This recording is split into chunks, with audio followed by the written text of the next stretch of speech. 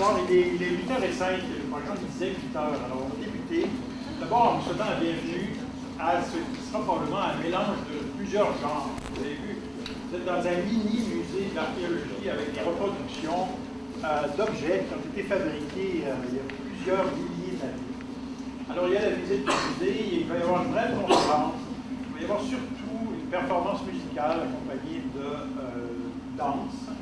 Ajouter à ça la jalousie, une rivalité entre universitaires, un décès qui n'a jamais été vraiment expliqué. Bref, on mélange toutes sortes de genres et je vais vous inviter à venir vous asseoir confortablement. Alors, c'est une histoire qui remonte à ce qu'on appelle la nuit des temps. Ce qui ne veut pas dire nécessairement que c'est une histoire sombre. La nuit des temps, c'est une façon de parler pour dire que nous sommes dans la noirceur et qu'il y a des périodes dans l'histoire de l'humanité qu'on comprend mal.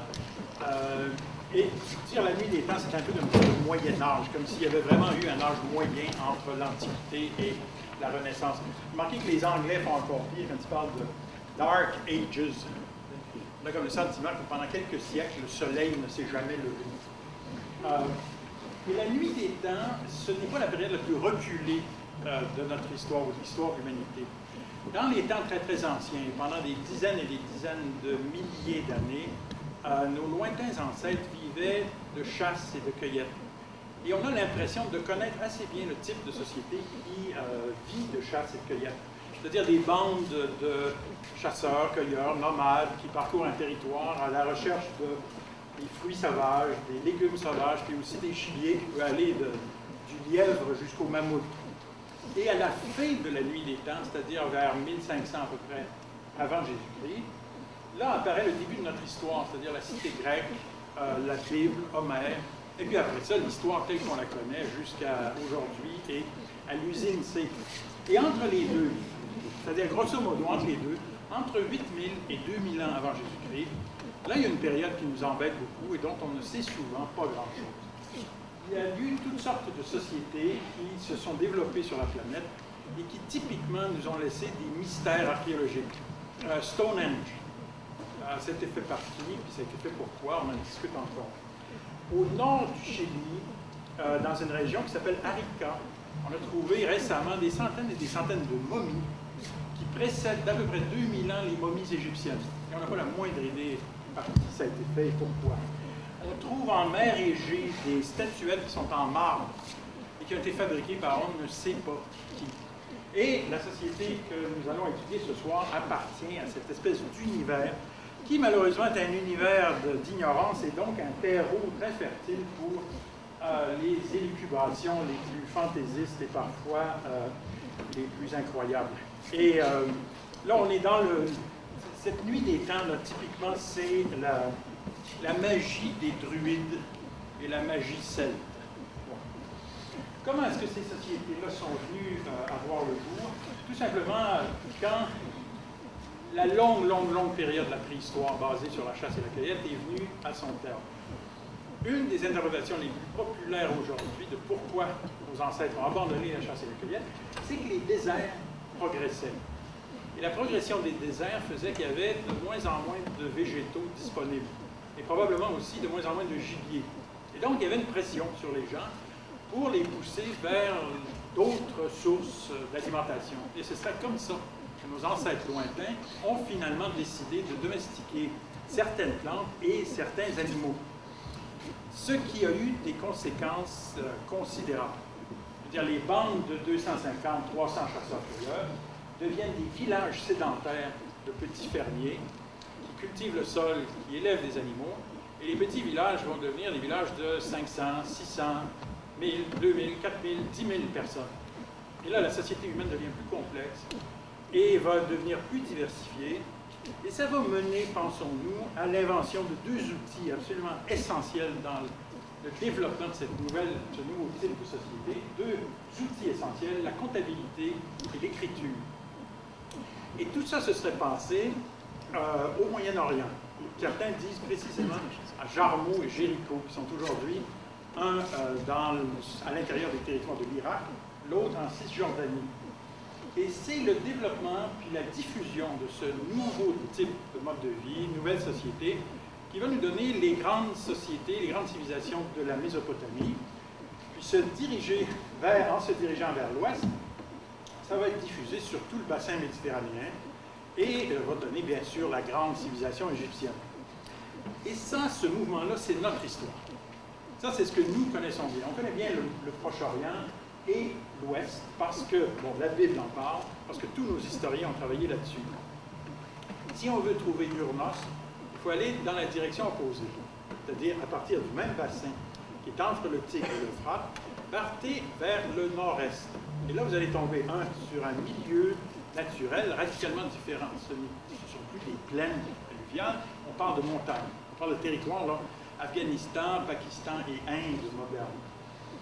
Et là, on est en territoire d'ignorance. Ce n'est pas notre histoire. On n'a jamais étudié ça, ni à l'école, et la plupart de nos travaux scientifiques ne portent pas sur cette région du monde. En fait, on a commencé à s'intéresser à cette partie du monde, curieusement, puis vous allez voir, il y a plusieurs accidents dans mon histoire, curieusement, lors de la construction du chemin de fer entre Karachi et Lahore. Les travailleurs qui construisaient le chemin de fer excavaient le sol et ont découvert, complètement par hasard, une cité qui porte le nom de Harappa, H-A-R-A-P-P-A, qui va donner son nom à une immense civilisation qu'on appelle la civilisation harapéenne, et qui couvre un très grand territoire là, qui va de l'ouest des Himalayas jusqu'à la frontière actuelle de l'Iran. Et ça, c'était une grande civilisation caractérisée par une série de villes. Et là, on parle de vraies villes. Système d'égout, système de collecte des déchets, des greniers pour l'emmagasinement des céréales. C'est des gens qui faisaient de l'élevage, qui faisaient de l'agriculture, et qui étaient, semble-t-il, de bons joailliers. Des gens qui travaillaient beaucoup les pierres précieuses, on les soupçonne d'avoir fait le commerce avec plusieurs voisins. Or, comme dans toutes les grandes civilisations, il y a des gens qui sont un peu à la marge. Il y a d'autres sociétés qui vivent à la frontière et qui probablement entretenaient des liens avec les gens du centre, mais qui, parce qu'ils sont à la marge, parce qu'il s'agit de sociétés marginales, ont toujours paru moins spectaculaires, moins intéressantes, et ont moins attiré l'attention des archéologues. Bon, et Urnos, ça appartient à ces civilisations de la marge. Bon, je vous mets en garde tout de suite, là. Ne cherchez pas Urnos sur Internet, sur Google ou Yahoo ou ce que vous avez à la maison. On n'a pas la moindre idée si ces gens-là s'appelaient des Urnosiens ou non. Le mot Urnos vient du dravidien et signifie nomade lointain. Et il y a eu des discussions à l'intérieur de la discipline pour savoir si Urnos, ça faisait référence à la ville de Ur, ce qui, à mon avis, n'a à peu près aucun sens. Bon. Notre histoire commence, comme c'est souvent le cas en archéologie, sur un accident. Imaginez un berger qui se promène dans les montagnes aux alentours de la ville de Kaboul, et avec probablement un minuscule petit troupeau de chèvres, et qui entre dans une de ces grottes, devenue tristement célèbre dans les actualités depuis 2 ans, grâce à l'aviation américaine et Ben Laden. Il entre dans la grotte, et son pied frappe ce qui normalement aurait dû être une pierre, mais qui n'était pas une pierre, qui était une poterie. Et une poterie avec une caractéristique particulière, elle était très, très décorée, c'est-à-dire il y avait des inscriptions sur la poterie. Bon. En même temps, un archéologue allemand du nom de Alexander von Straten, je donne en mille des noms comme ça, on ne peut pas les inventer. Alexander von Straten était à Kaboul. Il était à Kaboul parce que son épouse danoise voulait visiter le site de départ de la célèbre expédition danoise qui avait reparcouru la route de la soie quelques années auparavant, une expédition à laquelle avait participé l'oncle de cette femme. Alors, ils sont à Kaboul, et c'est des gens qui aiment visiter les antiquaires. Alors, ils visitent les antiquaires, et un jour, ils sont dans une boutique d'antiquaires, et là, vous l'avez deviné, entre le berger en question, qui veut, lui, faire des sous en vendant sa poterie. Et Von Straten voit la pièce, lui, il fait un prix et achète la poterie en question. Et là, il se produit entre cette poterie et cet Allemand un véritable coup de foudre. Von Straten va devenir fasciné par cette pièce archéologique et surtout par les inscriptions. Et il se demande, il va consacré une bonne partie du reste de sa carrière à essayer de comprendre qu'est-ce qu'il y avait là-dessus, qu'est-ce qu'ont voulu dire des gens qui ont marqué la glaise il y a 4000 ans, à quoi ça servait. Bon. On est en 1938, il retourne en Allemagne, et là, il va demander une subvention pour faire des recherches archéologiques dans la région pour comprendre davantage cette civilisation. En 1938, il reçoit un accueil enthousiaste de la part du gouvernement allemand. Alors, rappelez-vous la période. L'Allemagne, qui se croyait déjà un peu triomphante, était très intéressée par tout ce qui pourrait documenter l'origine, le développement, les migrations de ce peuple plus ou moins mythique qui s'appelle les Aryens, qui viennent de cette région, et qui allait fonder, donc qui allait fournir le Indo-européen, et qui allait bien sûr, aux yeux des nazis, être considéré comme une race supérieure. Les subventions venaient, mais là aussi venait la guerre, et von Straten n'a rien pu faire, tout a été interrompu. Et les recherches ont repris à peu près 10 ans plus tard. Printemps ou été 1947. Les recherches, les fouilles archéologiques commencent là-bas, mais là, il y a de nouveaux joueurs aussi. Il y a von Straten, mais il y a aussi Robert Jenkins de l'Université Yale et Jacqueline Dutillon, qui elle était rattachée à l'Université de Bordeaux. Et c'est essentiellement à ces trois groupes d'archéologues qu'on doit tout ce qu'on sait au sujet de la civilisation urnosienne. Bon. Qu'est-ce qu'ils faisaient ces gens-là? C'était manifestement des éleveurs de chèvres, c'était des pasteurs nomades dans les montagnes. Voilà déjà une première curiosité ethnographique. Les nomades, en général, ne fabriquent pas de poteries, de statuettes, ni d'instruments de musique complexes comme ceux que vous allez voir ici ce soir. Donc, on se dit, comment se fait-il que ces gens-là, qui sont manifestement nomades, fabriquaient des choses pareilles? Et la deuxième curiosité qui éclairait en quelque sorte la première, on s'est aperçu que les objets étaient toujours trouvés dans des endroits très précis. En général, des grottes, et des grottes qui ne donnaient aucun signe d'occupation humaine permanente. Et donc, en comprenant les choses et en réfléchissant un peu là-dessus, on a émis l'hypothèse que les gens d'Urnos possédaient tous ces biens, mais qu'ils les mettaient dans ce qui était probablement des cachettes connues d'eux seuls, dans des grottes, et repartaient dans leur montagne, vivent leur vie de nomades. Et donc, les grottes et les objets, dans un sens, étaient des choses qui devaient servir lors de rassemblements. Les gens devaient avoir, je ne sais pas si calculé avec la Lune ou autrement, un calendrier, et se donner rendez-vous peut-être 4, 5, 6 fois par année pour un rassemblement, une manifestation, un rituel quelconque autour de leurs objets. Bon, maintenant, le mystère des inscriptions demeurait entier. On recueillait de plus en plus de poteries et d'autres, et chaque fois, il y avait des marques ici et là. Et les gens travaillaient dessus en essayant de dire qu'il faudrait décoder cette écriture.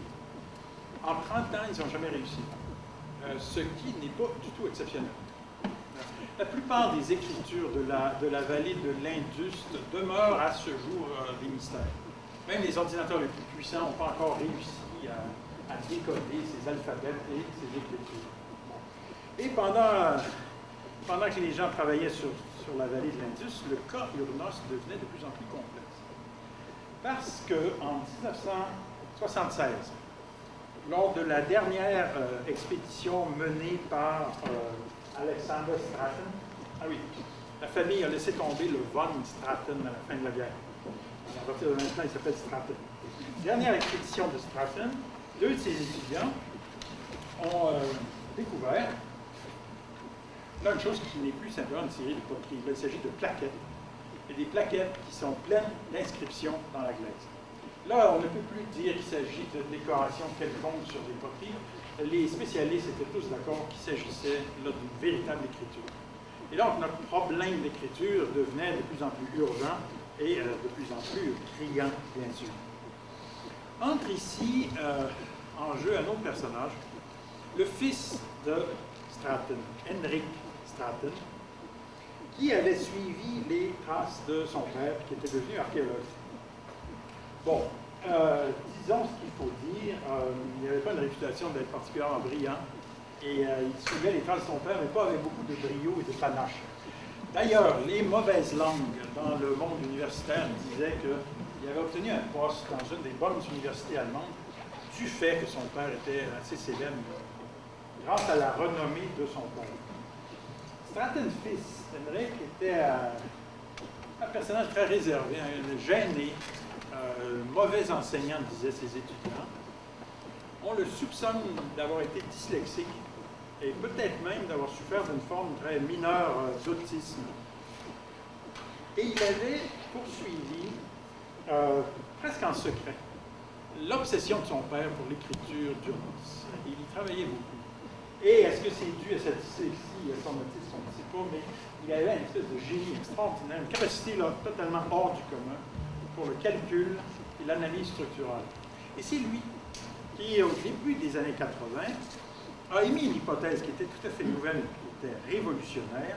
Henrik Stratton a dit que les plaquettes et les écritures d'Urnos n'ont jamais servi à codifier la langue. Tout ça, toutes ces écritures étaient des écritures musicales. Et tout ce qu'on s'était obstiné à essayer de traduire en mots, en lettres, en pictogrammes, en fait, ça correspondait à des notes. Alors là, la perspective venait de changer radicalement et les musicologues se sont mis à travailler. Et dans un premier temps, ils ont fait ce qu'on fait très souvent quand on découvre des sociétés autres. On les regarde avec nos propres yeux, avec nos propres outils. Alors, ce que les musicologues, dans une première phase, ont fait, c'était de chercher à lire cette musique à la manière par laquelle on écrit notre musique, c'est-à-dire en cherchant des lignes mélodiques avec des notations précises. Et là, on veut vous en donner un exemple. En voici un exemple qui est reproduit sur un instrument moderne, un instrument actuel, et qui est interprété ici par Elise D.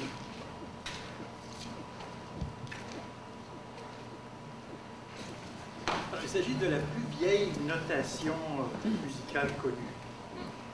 Et alors que les spécialistes discutent depuis au moins 1915 et sans grand succès les tablettes qui ont été découvertes à Assur et qui datent de 1500, 1600 avant Jésus-Christ, Stratton proposait une lecture tout à fait crédible d'une notation musicale beaucoup plus ancienne. Donc sa renommée a été immédiate. On l'invitait dans les colloques, les revues spécialisées discutaient de ses travaux. Il accueillait étudiants, subventions et tout. Il faut dire que c'était reconnu comme un tour de force que d'avoir réussi là où 3 générations de chercheurs avaient dépensé beaucoup d'énergie et sans grand succès. Malheureusement pour lui, la science évolue très très rapidement et férocement compétitive. Et moins de 10 ans après sa découverte, il a dû faire face à la contestation. Il fallait vous dire que son interprétation de Urnos laissait en plan au moins qu'une question. C'est très bien de dire que tout ça était écriture de musique. Bon, c'est admirable. Mais si c'était écriture de musique, les gens se demandaient où sont les écritures de la langue.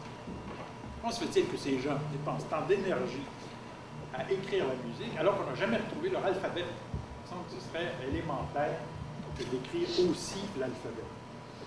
Et c'est là où entre en jeu un autre personnage encore, M. Tom Blake de l'Université de Cambridge, qui a fait une communication très très remarquée en 1991 au Congrès des études sumériennes.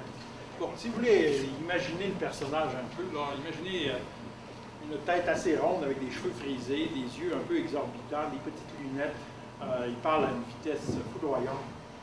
Et il adopte souvent l'espèce de ton suffisant, sinon même arrogant, du jeune chercheur brillant qui sait très bien qu'il est en train de jeter un pavé dans la mare des études académiques moroses et tristes. Blake ne contestait pas ce qu'avait dit Stratton. En fait, il faisait bien pire que ça. Ce qu'il disait, c'est que Stratton père et Stratton fils avaient passé tout juste à côté de la vraie découverte, qui, elle, était autrement importante que cette question de la notation musicale. La vérité était devant eux, et ils avaient été trop incompétents pour s'en rendre compte, ce qui est une des pires insultes que vous pouvez faire à un scientifique. La thèse de Blake La thèse de Blake est tellement simple qu'au début, elle paraissait à peine crédible. Ce qu'il disait, c'est que les gens de Urnos ont investi autant dans l'écriture musicale et rien du tout dans l'alphabet et la langue, tout simplement parce qu'ils avaient fait vœu de silence. Parce qu'ils avaient décidé de ne pas parler. Autrement dit, les bruits qui étaient socialement acceptés, socialement tolérés, étaient toujours les sons de la musique. Hypothèse intéressante qui, encore une fois, ouvrait une nouvelle perspective. Alors, il fallait tout réinterpréter. Par exemple, les objets que vous avez vus en entrant. Bon, mais en particulier, cette petite statuette qui est percée en deux. Bon, cette statuette-là, elle avait été interprétée au départ comme une espèce d'amulette qui voulait lutter contre le vide de l'infertilité. Un autre chercheur avait dit, pas du tout, c'est un instrument dans un jeu de balle miniature. Il ressemble un peu au jeu de balle qu'on trouve en Mésoamérique. C'est l'ancêtre du basket. Un autre avait dit que c'est un porte-flûte. Un autre avait dit, puis celle-là est meilleure, elle avait fait beaucoup sourire, que c'était un instrument érotico-masturbatoire. Avec la thèse de Blake, on disait, mais cette statuette, c'est l'incarnation du silence. C'est la négation du sujet parlant. Bon. Ce qu'il suggérait, Blake, c'est que dans une ambiance de silence, les sons de la musique devaient prendre une importance considérable. Et là, on s'est mis à imaginer que la hauteur des échelles sonores, les groupes de notes, les inflexions, les intervalles, chaque détail devait porter un sens précis et une signification particulière. Et ils étaient aidés là-dedans par les experts de la civilisation sumérienne, chez qui on trouve une mention de lointains bergers dont la musique vient de l'au-delà. Des gens qui ont dit, ça c'est Urnos. Ça ne peut être que les bergers d'Urnos. Bon. Et une chose qui nous étonne aussi, c'est de voir comment certains de ces sons ressemblent remarquablement à certaines musiques très, très actuelles, très modernes d'aujourd'hui. Bon, il faut dire que l'étude des plaquettes faisait du progrès. On continuait, on recherchait, et on abandonnait de plus en plus l'espoir de retrouver là des lignes mélodiques précises, contrairement à ce qu'on avait par instinct cherché au début. Et les musicologues prirent conscience que les plaquettes ne faisaient que suggérer, dans le fond, des textures sonores, ne faisaient que suggérer des états de son, et que les interprètes disposaient d'une marge de manœuvre quand même assez considérable. Et c'est comme ça que André Hamel, en se basant sur une théorie du vide et du foisonnement, et puis en essayant de respecter les limites, bien sûr, de chaque instrument, c'est comme ça qu'André Hamel a composé, il y a 2 ou 3 ans, une esquisse dans l'esprit d'Urnos. Et c'est de cette esquisse que nous vous présentons maintenant un extrait qui va être interprété de nouveau par Élise Gay, mais aussi par Goffredo degli Esposti et Patrick Brown.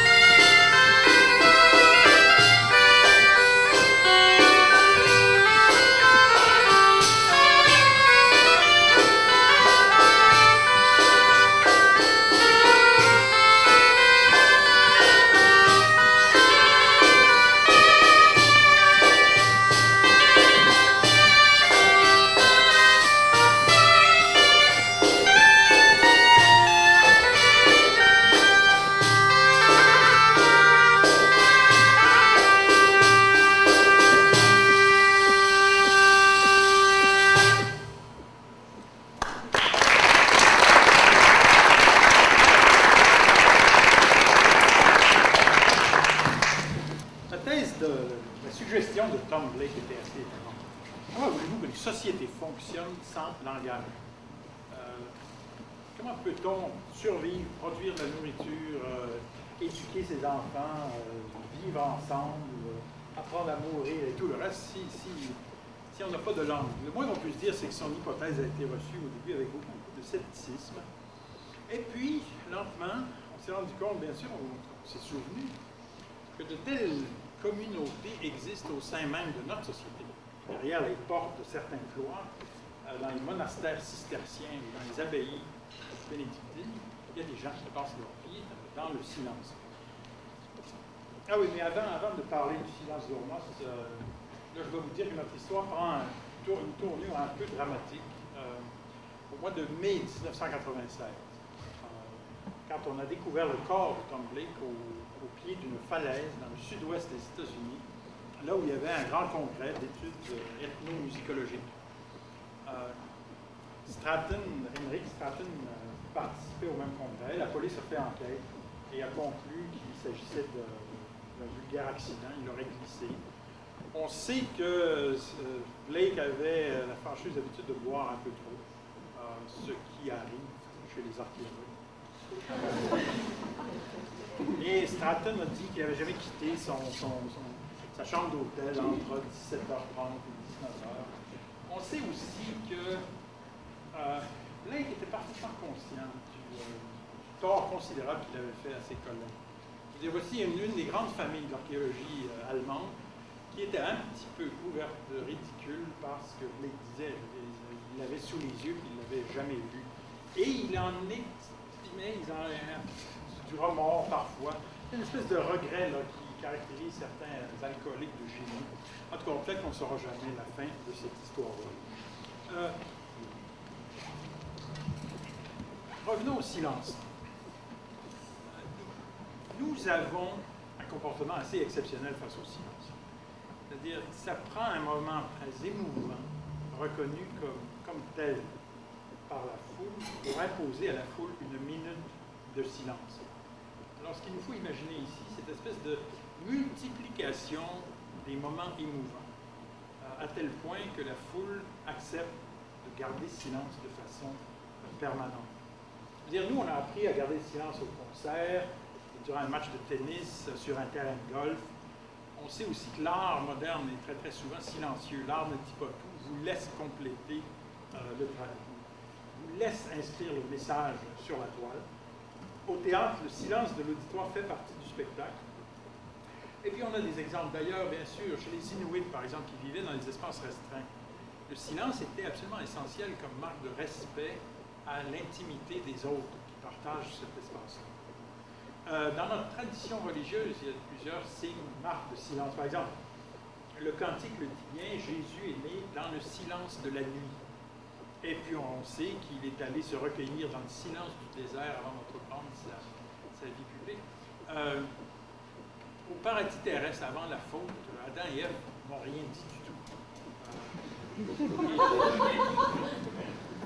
Et les imitateurs de Jésus-Christ, bien sûr, s'enfermaient parfois dans le silence face à la parole d'un Dieu qui était défini comme, rappelez-vous, le Verbe fait chair. Et dans les vitraux, la représentation la plus populaire de Saint Benoît nous le représente avec un doigt sur la bouche, indiquant la pertinence du silence. Les Indiens Apaches du sud-ouest des États-Unis disent toujours que la vie est incertaine et que nos relations sociales sont toujours ambiguës, et donc mieux vaut se taire. Il n'y a que les gens très très confiants, très sûrs d'eux et de leur position sociale qui osent parler. Ça devient la parole un peu sacrée des sages, des anciens et autres. Et les Apaches disent qu'ils s'inquiètent de ne pas désunir le monde en nommant les choses une par une. C'est belle formule. Par ailleurs, d'autre part, rappelons-nous aussi à quel point on se méfie de la parole et de la langue. C'est combien de fois est-ce que chacun de nous a dit que les mots avaient mal traduit notre pensée? Ou que ce que j'ai dit, ça allait au-delà de mes intentions, c'est pas ça que je voulais dire, je suis incapable de trouver les mots justes pour exprimer mes sentiments. Les mots sont souvent injustes. Parce que les mots sont des métaphores, et les métaphores, c'est toujours forcément un tout petit peu différent de ce qu'on souhaite exprimer.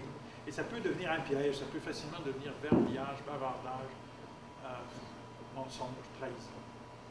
Et c'est justement pour ça que certains mystiques ont choisi le silence. Parce qu'ils étaient convaincus que le silence communique mieux que la parole, quand on sait s'en servir. Parce qu'on peut percevoir, on peut entendre et on peut comprendre autrement que par l'oreille. Il y a d'autres façons de communiquer dans la vie. Et si on prend une perspective historique plus large, on pourrait presque dire qu'à partir de ce même problème de l'ambiguïté du silence et de la parole, et à partir de cette même région du Moyen-Orient, l'Orient et l'Occident ont fait des choix opposés et ont choisi l'une et l'autre des deux solutions possibles. Chacune est cohérente, mais les deux sont contradictoires. À l'Est, les sociétés humaines se sont toujours méfiées de la langue, puis ont toujours privilégié le silence. C'est-à-dire, dans les traditions bouddhistes, taoïstes, il faut surmonter le langage pour atteindre enfin l'ineffable. L'ineffable qui est au-delà des impuretés qui sont toujours intrinsèques à la langue. Savourer le silence dans ces traditions-là, c'est accéder à une espèce de tranquillité qui approche l'infini. Et dans la culture japonaise, la parole exprime souvent le simulacre de la déception, mais le silence témoigne d'une espèce de vérité intérieure. Et c'est comme un peu la peinture japonaise qui ne dit jamais tout, qui laisse beaucoup, beaucoup de place au silence. Par contre, à l'Ouest, nous avons opté pour l'autre solution. Comme disait Pascal, le silence éternel de ces espaces infinis m'effraie. Et loin d'être un signe de sagesse ici, très souvent le silence c'est un aveu de culpabilité. C'est-à-dire on l'afflige de valeurs négatives. On dit bien, oui, le silence est d'or, mais pas très souvent. La plupart du temps, il est glacial, c'est un silence de mort. C'est un défi ou c'est un signe d'arrogance. C'est soit l'enfant qui boude, c'est soit le mafieux ou le prisonnier qui refuse de parler. Et dans certains cas, nous aimons tellement la parole, on s'est convaincu que la guérison viendrait du simple fait de trouver les mots pour le dire. Et que les problèmes de la vie seraient en grande partie réglés si on trouvait les moyens d'en parler et d'en discuter entre eux. Donc, on est dans une société qui veut encourager l'expression verbale et quasiment sans réserve des idées, des sentiments et des opinions. Le silence nous inquiète et parfois nous étonne. Et ça, c'est la recette idéale d'un monde moderne qui peut facilement être assourdi par le bruit du verbiage puis le vacarme de la rumeur éphémère. Il reste la question absolument fondamentale. On a parfois l'impression que les moines voués à la méditation et qui partagent leur silence monastique, on a parfois l'impression que ces moines-là communiquent très intensément entre eux, puis peut-être avec l'Éternel, chaque fois qu'ils entendent un chant grégorien. Alors que dans la peur du silence, le bruit est devenu une condition essentielle de notre existence et notre société, remarquablement bruyante et remarquablement volubile, est une société qui s'est largement transformée en véritable machine à créer de l'isolement et de la surdité, de la solitude et de l'incompréhension. Alors les pasteurs en milieu nomade d'Urnos communiquaient au son de la musique, un peu à la manière peut-être des Suisses qui se sont inventés ces grands corps, ou des Corses qui se chantent de sommet de montagne en sommet de montagne. Vous savez, les monastères, les déserts, les montagnes, ça a toujours été des milieux extrêmement favorables pour inventer le mysticisme, pour encourager le silence. Et les moines de la chrétienté espéraient, en tout cas par leur silence, atteindre le très haut. C'est probable que les habitants d'Urnos, pour des raisons probablement assez similaires, se sont imposés la loi du silence. Et périodiquement, ils se réunissaient pour rompre ce silence, et en utilisant non pas la parole, mais en utilisant la musique et la danse. Et puis, ils repartaient dans leur montagne.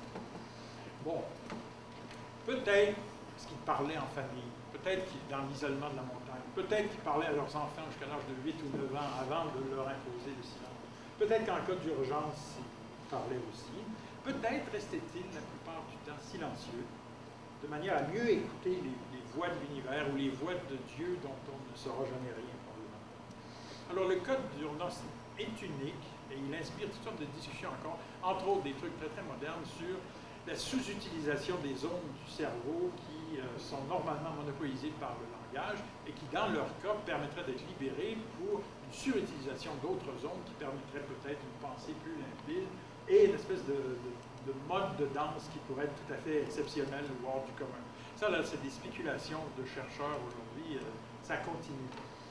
Ce qu'on croit savoir pour certains, c'est que leur rassemblement devait être centré forcément, puis très franchement, sur ce qui leur semblait l'essentiel de la vie. C'est-à-dire la musique et la danse devaient redire que la vie est faite de moments forts, d'émotions profondes. Là, la naissance, grandir, s'alimenter, s'aimer, se reproduire, apprendre à vieillir, apprendre à bien mourir, tout ça. Autrement dit, comme n'importe quel bon rituel, n'importe où dans le monde, ça servait à dire que la vie a du sens et donc que la vie vaut la peine d'être vécue. Alors imaginez la joie des savants qui avaient pendant très longtemps cherché à identifier des espèces d'instruments un peu bizarres qu'on voit sur certaines des poteries qui appartiennent aux grandes familles des instruments de musique de la planète, c'est-à-dire des percussions, des flûtes, des cornemuses, et on disposait désormais d'une écriture musicale. Et c'est comme ça que Guy Laramé s'est dit qu'il fallait recréer ces instruments anciens. Et Guy en a fait des copies modernes. Pour le plaisir d'entendre des sons qui sont vieux de 4000 ans. Alors voici un exemple, à titre d'exemple bien sûr, de comment la musique et la danse pouvaient représenter probablement ce qui était un des grands mythes fondateurs de la société urnossienne. Mythe fondateur qu'on a recréé grâce aux illustrations sur plusieurs poteries.